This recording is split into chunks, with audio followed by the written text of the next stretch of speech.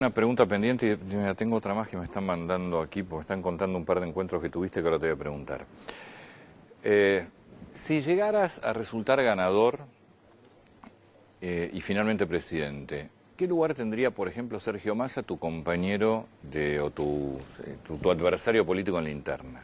Yo creo que Sergio es el dirigente joven más destacado que se ha promovido en la política argentina de los últimos años.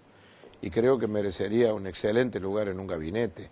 Es un hombre capaz, inteligente, no me cabe duda de eso. ¿Y a la inversa? A la inversa, yo podría ser un buen consejero de él sin ocupar ningún cargo. ¿Por qué digo sin ocupar ningún cargo? Yo ya he sido 3 veces no consecutivas gobernador de Córdoba.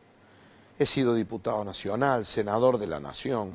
He sido embajador en Brasil, lo cual me sirvió de mucho para conocer realmente la necesidad de una alianza estratégica entre Brasil y Argentina de cara al mundo que están haciendo.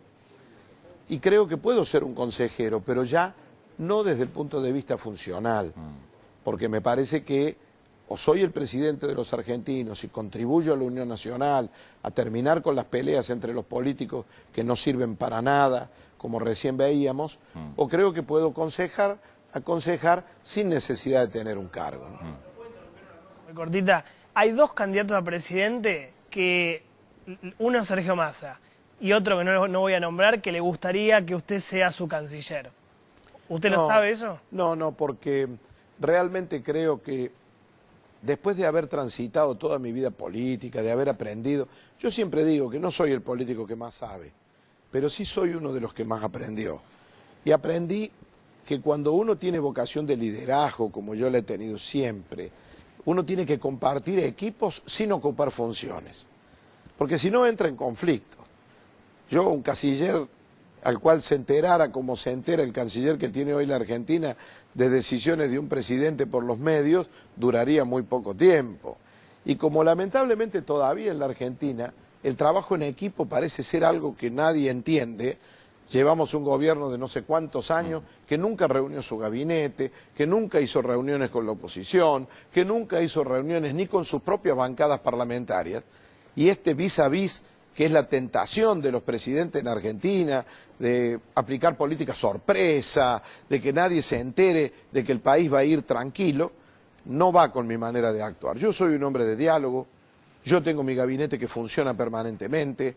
Yo me reúno con los empresarios, me reúno con la Mesa de Enlace Agropecuario, me reúno con la CGT todos los meses, tenemos una agenda, despachamos juntos. Yo aprendí que cuando uno escucha se equivoca menos. Y yo quisiera ser un presidente así. Y yo no veo otros candidatos que estén dispuestos a gobernar de esa manera. Entonces, para ocupar una función por la función misma, no. Para aconsejar, para ayudar, en el caso de que yo no fuera el próximo presidente, por supuesto que siempre van a contar conmigo. Pero tengo fundadas esperanzas de que los argentinos van a votar por mí y me van a dar una oportunidad de que se termine esta situación tan injusta y desagradable que estamos viviendo los argentinos hoy. Marcela Pagano, quiero preguntarle. Sí, usted viene justamente de una provincia en donde uno lee los artículos muchas veces de tributaristas y se ve que hay una fuerte carga y presión impositiva. Y yo leía de entre sus propuestas que usted decía que hay que hacer una reforma fiscal. Hemos tenido en este programa muchos candidatos que han prometido sin dar demasiados detalles cómo hacer eso.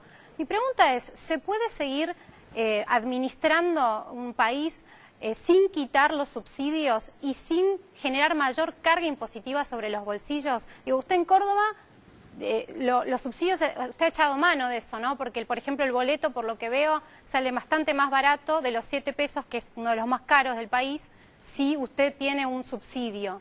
¿Cómo va a ser para administrar un país sin tener mayor carga impositiva y sin quitar los subsidios y sin generar mayor déficit fiscal? Nosotros tenemos un programa de gobierno completo publicado en nuestra página web, elhombre.com.ar.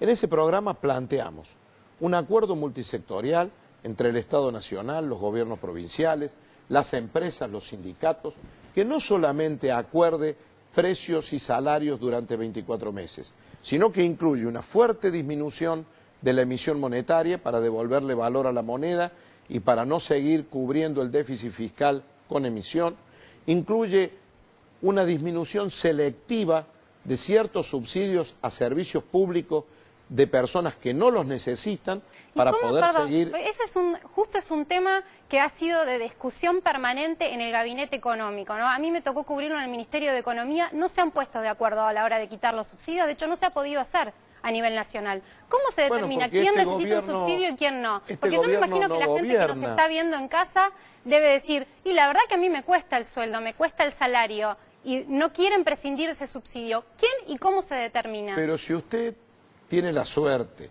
de ser una persona que ha tenido éxito, que tiene una buena casa habitación, que tiene un buen pasar y un buen ingreso familiar, no necesita de subsidios en servicios públicos básicos.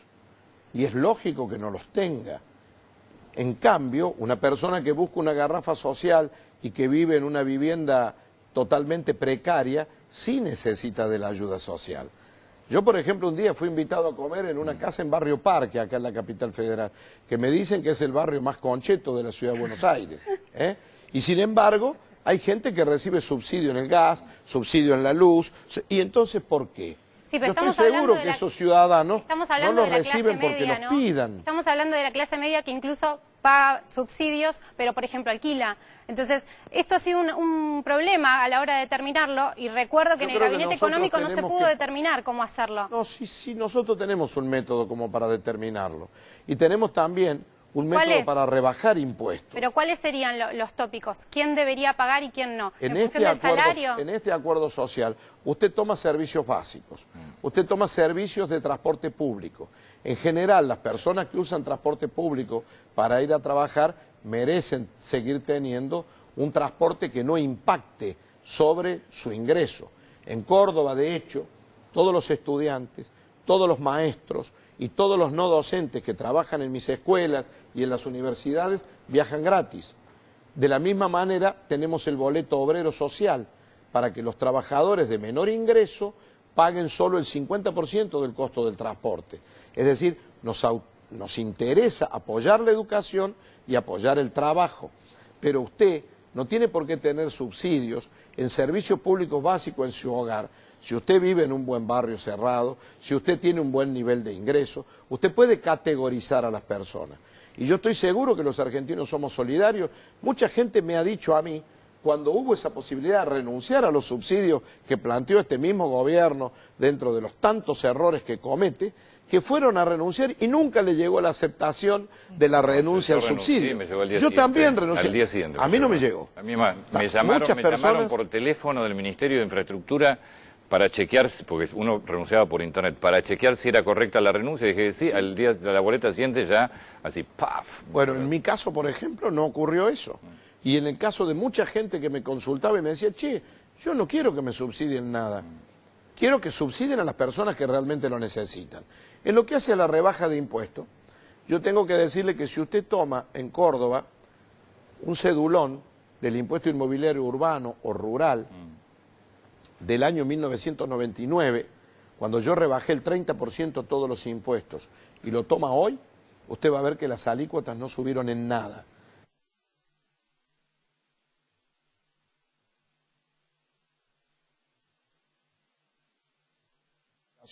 Ha sido generada durante los últimos 8 años a razón de un 30% anual por las faltas de política monetaria y de estabilización económica de este gobierno. Pero la presión fiscal de Córdoba sigue siendo mucho más barata que las de la región centro, que integramos con Santa Fe y con Entre Ríos, y mucho más barata que la presión fiscal de la provincia de Buenos Aires. Fíjese que la última ley impositiva que yo envié al Parlamento en Córdoba, nuestros diputados la votaron felices. ¿Por qué? Porque antes de enviarla, la consensué con el G6, que es el grupo económico que representa a todas las empresas, desde las más pequeñas hasta las multinacionales de origen cordobés, y por el otro lado la consensué también con la Mesa de Enlace Agropecuario. Es decir, que cuando a usted le llega una ley fiscal para el año siguiente, que está aceptada por quienes la van a pagar, demuestra que es una ley justa, equilibrada. Y nosotros vamos a bajar los impuestos, vamos a eliminar el impuesto a las exportaciones de los productos regionales, porque el país arde, todas las economías regionales están en una crisis feroz.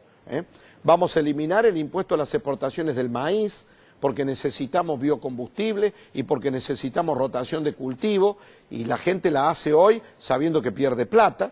Vamos a eliminar las retenciones a la exportación de trigo. Usted se va a encontrar con un país con un déficit fiscal. Sí, pero le voy a decir cómo también lo vamos a solucionar, porque nosotros tenemos un equipo económico bien federal que preside Nadine Argañarás, un economista de muchísimo prestigio, inclusive en todo el tema fiscal, que hemos elaborado un programa econométrico que tiene resultados, que no prometemos locuras. Yo no prometo eliminar todas las retenciones. Por ejemplo, en la soja y sus derivados, que significan el 2% del PBI, yo prometo rebajar el 30% el impuesto que pagan los sojeros hoy. Y a ese 30% tomárselo a cuenta de ganancias. Con lo cual también incorporamos a la legalidad a muchos productores que por fuerza de una presión tributaria muy alta, muchas veces no están en la legalidad. De esta manera queremos construir un país donde la economía se dinamice. Ahora, yo puedo prometer esto porque lo hice en mi provincia. Yo veo que los candidatos en campaña todos dicen voy a rebajar impuestos. Macri tiene el alumbrado, barrido y limpieza más caro de las capitales de América Latina. Nunca he visto que haya rebajado un impuesto. ¿Descubrió ahora que es bueno rebajar impuestos? Yo lo descubrí hace 16 años y mantengo la rebaja de impuestos. Y Scioli, cada vez que ha mandado una ley impositiva a la provincia, ha tenido conflicto con el campo, conflicto con los pequeños y medianos comerciantes, porque siempre han sido impuestos, impuestos, impuestos. ¿Qué me critican a mí? La tasa vial. Dicen que eso, el único que la cobra es de la Sota. Nosotros tenemos rutas nacionales que son rutas de la muerte. Una provincia turística y una provincia que produce el 30% de los cereales de Argentina, solos. 31.500 millones de toneladas de cereal este año, récord absoluto. Rutas nacionales destruidas. La plata que yo tengo para reparar mis rutas, las rutas provinciales, la he tenido que usar para hacer autopistas sobre las rutas nacionales que el gobierno de Cristina Fernández nunca hizo nada. Para poder sostener las otras rutas, cobramos lo que se llama un peaje indirecto. Hay peaje con una barrera que uno paga para que le mantengan ese tramo de ruta y hay otro peaje que solamente se dedica para el mantenimiento de ruta. Hemos reasfaltado 1.300 kilómetros. Deme un segundo nada más. Le voy a preguntar por Stolbizer, le voy a preguntar por Lustó, porque tuvo dos encuentros, uno en Mataderos, otro en la rural. Veremos si son figuras que llegan a un posible gobierno de la Sota.